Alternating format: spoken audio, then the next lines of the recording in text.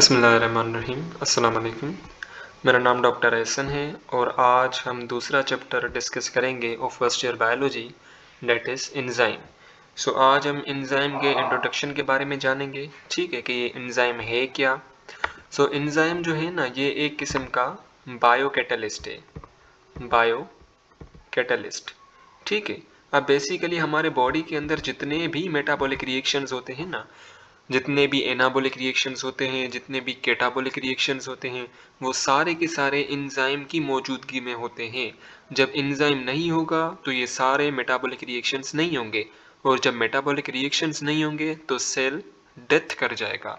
Okay, so life would not be possible without metabolic activities of the cell.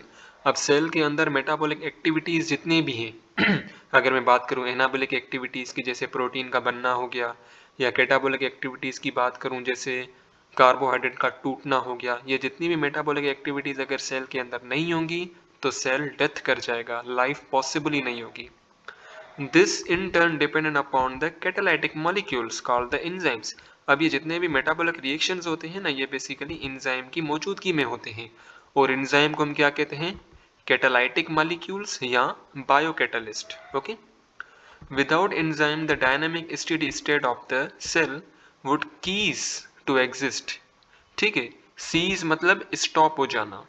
ठीक, अब basically जब enzyme ही नहीं होगा तो सेल जो है ना, वो बेसिकली डेथ कर जाएगा। सेल की जितनी भी एक्टिविटीज है ना, वो स्टॉप हो जाएंगी, सीज हो जाएंगी।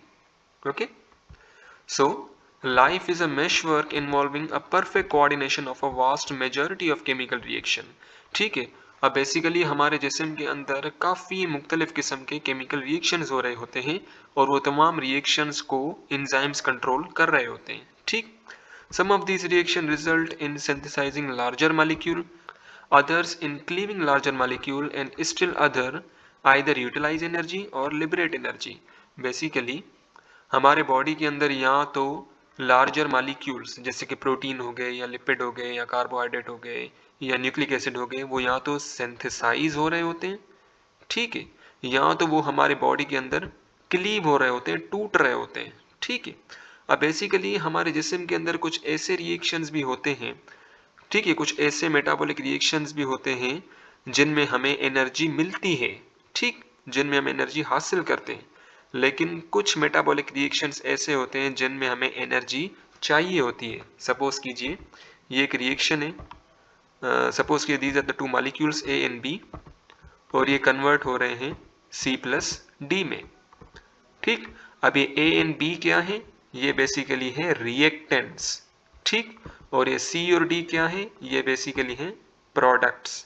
ठीक, अब कुछ रिएक्शंस ऐसे होते हैं जिनमें हमें एंड में क्या मिल रही होती है? एनर्जी मिल रही होती है। ठीक, एंड में हमें एनर्जी मिल रही होती है। लेकिन कुछ रिएक्शंस ऐसे होते हैं जिनमें हमें एनर्जी देनी पड़ती है, उसके बाद ही ये रिएक्शन होता है। ओके, सो अच्छा, अब बेसिकली मैं लेबोरेटरीज़ की बात करूं तो लेबोरेटरीज़ में जितने भी साइंटिस्ट जो हैं, वो जब केमिकल रिएक्शंस परफॉर्म कर रहे होते हैं, ठीक है, जैसे सपोज कीजिए वो मटेरियल या केमिकल ए को केमिकल बी के साथ मिला रहे होते हैं, और वो प्रोडक्ट हासिल कर रहे होते हैं सी प्लस डी। ठीक, तो ये आउटसाइड द बॉडी जब वो लेबोरेटरीज के अंदर जब ये रिएक्शंस परफॉर्म कर रहे होते हैं ना, तो ये रिएक्शंस बहुत स्लो होते हैं, यानी कि काफ़ी टाइम लगता है प्रोडक्ट्स को बनने में। ठीक, लेकिन हमारी जो बॉडी है ना, हमारे बॉडी के अंदर ये रिएक्शन जो है ना, ये बहुत ही जल्दी हो जाते हैं, बहुत ही तेज़ी से हो जाते हैं।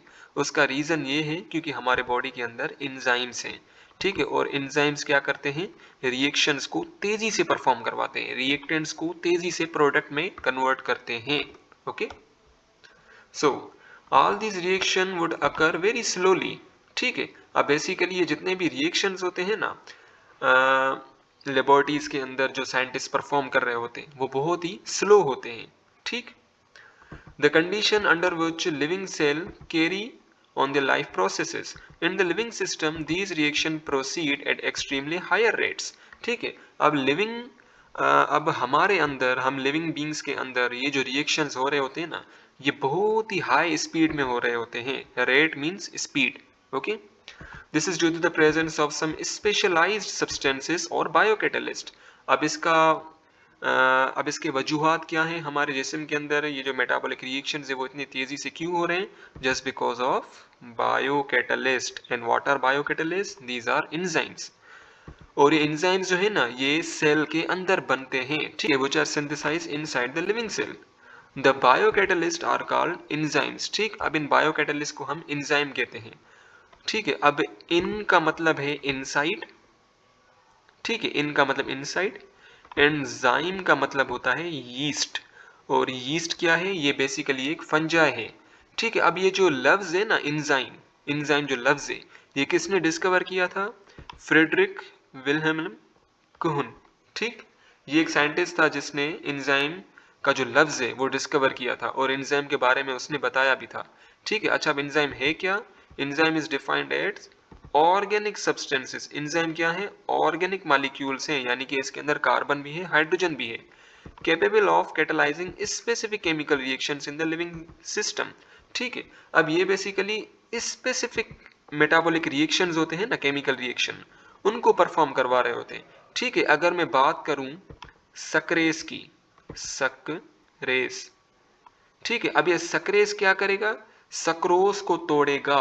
ठीक है, ये लैक्टोज को नहीं तोड़ेगा, यानी कि ये क्या है? स्पेसिफिक है, ये स्पेसिफिक एक मखसूस केमिकल रिएक्शन को परफॉर्म करवाता है। तो जितने भी एंजाइम्स होते हैं वो मखसूस एक पार्टिकुलर केमिकल रिएक्शंस को परफॉर्म करवा रहे होते हैं। अच्छा, सबसे पहले ये कंसीडर किया जाता था कि जितने भी एंजाइम्स हैं ना वो प्रोटीनिशियस इन नेचर होते हैं।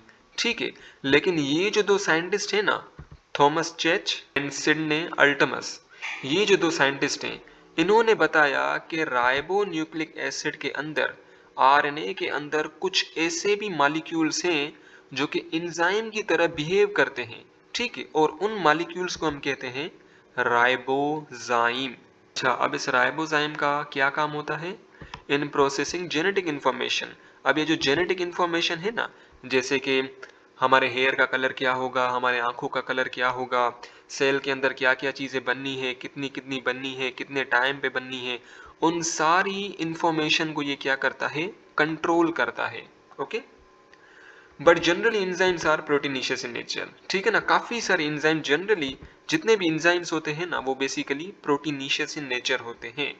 ठीक, अब सबसे पहले समझ लेते हैं एंजाइम है क्या। फिर से, एंजाइम्स आर बायोकैटालिस्ट, ये एक बायोकैटालिस्ट है। ठीक है, प्रोड्यूस इन द प्रोटोप्लाज्म। ठीक है ना, अब प्रोटोप्लाज्म हम कहते हैं दिस इज अ सेल, ये सेल मेम्ब्रेन है, ये न्यूक्लियस है। ठीक है, तो प्रोटोप्लाज्म हम कहते हैं लिविंग मैटर ऑफ सेल, और प्रोटोप्लाज्म के अंदर सेल मेम्ब्रेन भी आ जाती है, साइटोप्लाज्म भी आ जाता है और न्यूक्लियस भी आ जाता है। ठीक है, सो बेसिकली एंजाइम जो है ना ये प्रोटोप्लाज्म के अंदर बनता है। ठीक, synthesised inside the cell, cell के अंदर बनता है। Most of the enzyme are proteinaceous in nature, काफी सारे एंजाइम्स जो है ना ये प्रोटीनिशियस इन नेचर होते हैं। मैक्रो मॉलिक्यूल, ठीक है ना, ये बहुत बड़े मॉलिक्यूल होते हैं। मैक्रो मीन्स बड़ा, माइक्रो मीन्स छोटा। ठीक है, और एंजाइम जो है ना हमें पता है ये प्रोटीनिशियस इन नेचर है, ये प्रोटीन से बने हुए हैं। कौन सी प्रोटीन से बने हुए हैं? ग्लोबुलर प्रोटीन से बने हुए हैं। ठीक है, मैंने आपको चैप्टर नंबर 1 में पढ़ाया था कि प्रोटीन के दो किस्म के टाइप्स होती हैं उनके शेप के हिसाब से, fibrous protein and globular protein. So enzymes are globular protein with high molecular weight. इनका वजन जो होता है ना वो बहुत ज्यादा होता है। अब हमें पता है कि प्रोटीन का वजन भी बहुत ज्यादा होता है, इसलिए एंजाइम का वजन भी बहुत ज्यादा होता है, बिकॉज ये प्रोटीन से बने हुए हैं। They are either consist of protein, ठीक है ना। अब कुछ एंजाइम ऐसे होते हैं जो कि पूरे प्रोटीन से बने हुए होते हैं, कोई भी एक्स्ट्रा मॉलिक्यूल नहीं होता। ठीक है ना, अब इनके एग्जांपल हैं अमाइलेज और पेप्सिन। ये दोनों क्या हैं? ये दोनों एंजाइम्स हैं जो कि प्रोटीन से ही बने हुए हैं। ठीक है, लेकिन कुछ एंजाइम्स ऐसे होते हैं जिनके पास नॉन प्रोटीन पार्ट होता है। ठीक, सपोज कीजिए ये एक एंजाइम है। ठीक है, ये बेसिकली एक एंजाइम है और ये जो है ना ये एक नॉन प्रोटीन पार्ट है। ठीक है, ये बेसिकली क्या है? नॉन प्रोटीन पार्ट है। कुछ एंजाइम ऐसे होते हैं जो कि सिर्फ और सिर्फ इस प्रोटीन से बने हुए होते हैं, और कुछ एंजाइम ऐसे होते हैं जिनके पास ये नॉन प्रोटीन पार्ट भी होता है, यानी कि वो नॉन प्रोटीन पार्ट से और प्रोटीन से बने हुए होते हैं। ठीक है, अब वो नॉन प्रोटीन पार्ट कौन सा है? एसिटाइल को ए। ठीक है, एसिटाइल कोए, ठीक है। कुछ एंजाइम के अंदर एसिटाइल कोए होता है, कुछ एंजाइम के अंदर कुछ और केमिकल्स होते हैं। Enzyme act with in the cell where they have produced called endoenzymes, ठीक है। अब बेसिकली जो एंजाइम जो कि सेल के अंदर बने हुए हैं और अंदर ही वो केमिकल रिएक्शन परफॉर्म कर रहे हैं सेल के अंदर, तो उनको हम एंडो एंजाइम कहते हैं।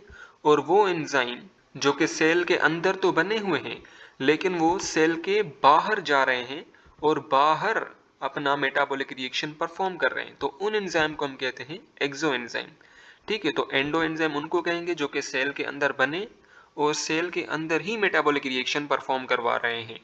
और एक्सो एंजाइम हम कहते हैं ऐसे एंजाइम जो कि सेल के अंदर तो बने लेकिन वो सेल से बाहर चले गए और सेल के बाहर जाके वो मेटाबॉलिक रिएक्शन परफॉर्म करवा रहे हैं। So these are the exo enzyme.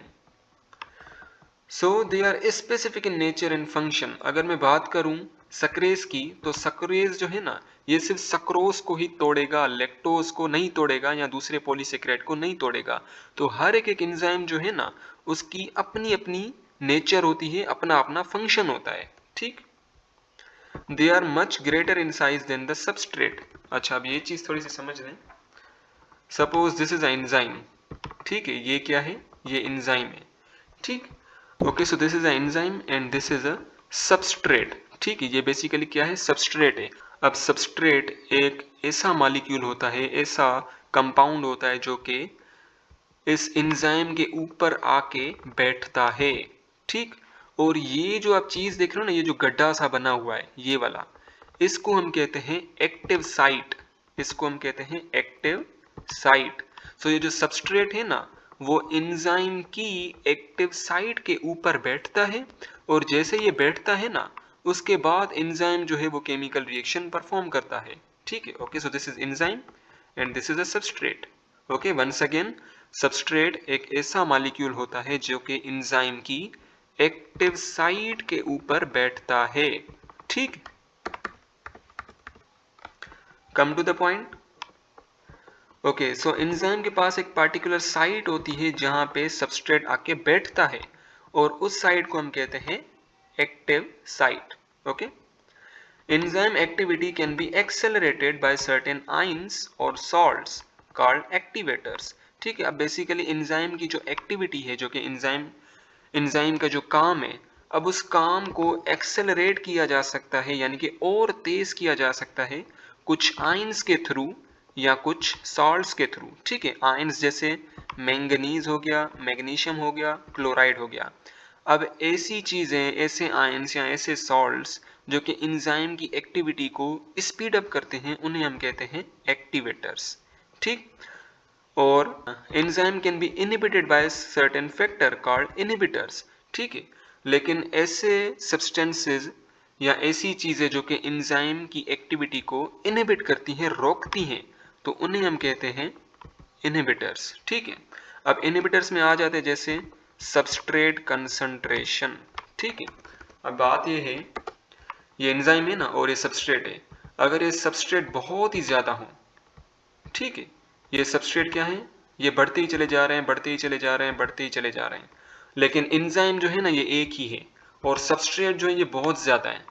तो अब जब सबस्ट्रेट बहुत ज्यादा होगा और एंजाइम कम होगा, तो इससे क्या होगा, एंजाइम की एक्टिविटी जो है ना वो स्टॉप हो जाएगी, एंजाइम अपना सही से फंक्शन परफॉर्म नहीं कर पाएगा।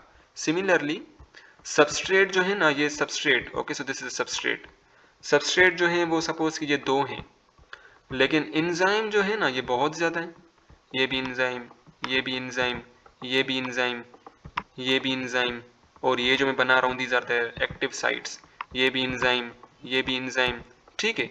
एंजाइम्स क्या है, एंजाइम बहुत ही ज्यादा है। अब एंजाइम बहुत ज्यादा हो और सबस्ट्रेट बहुत कम हो, तो इससे भी क्या होगा, एंजाइम की एक्टिविटी जो है ना वो स्टॉप हो जाएगी, इनहिबिट हो जाएगी, एंजाइम अपना सही से फंक्शन परफॉर्म नहीं कर पाएगा। ओके, सो एक आ गई सबस्ट्रेट कंसंट्रेशन, दूसरी आ गई एंजाइम कंसंट्रेशन। जब एंजाइम की कंसंट्रेशन बहुत ही ज्यादा हो, सबस्ट्रेट की कंसंट्रेशन बहुत कम हो, तो इससे भी क्या होगा, एंजाइम की एक्टिविटी स्टॉप हो जाएगी। सिमिलरली पीएच, अब हर एक एंजाइम जो होता है ना, उसकी अपनी अपनी पीएच होती है। अगर मैं बात करूं स्टमक की, सो ये मैं नीचे बना रहा हूँ। सो दिस इज द स्टमक। अब स्टमक के अंदर होता है गैस्ट्रिक जूस, और इस गैस्ट्रिक जूस की जो पीएच होती है ना, वो हाईली एसिडिक होती है। ठीक है, हाईली एसिडिक होती है। और यहाँ पे जो एंजाइम काम करता है ना, दैट इज द पेप्सिन। ठीक है, अब पेप्सिन एंजाइम जो है ना, ये बेसिकली एसिडिक पीएच के ऊपर काम करता है।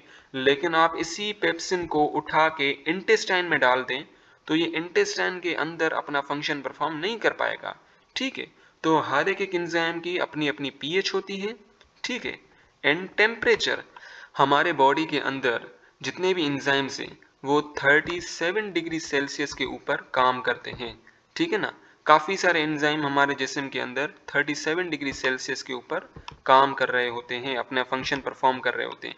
लेकिन अगर टेम्परेचर थोड़ा सा भी बढ़ जाए, जैसे 37 से सपोज 39 कर दें, 39 हो जाएगा, तो ये एंजाइम्स जो है ना, ये अपना फंक्शन परफॉर्म नहीं कर पाएंगे। ठीक, so they are sensitive, they work at specific pH. हर एक एंजाइम की अपनी अपनी पीएच होती है जिसके ऊपर ये काम करते हैं।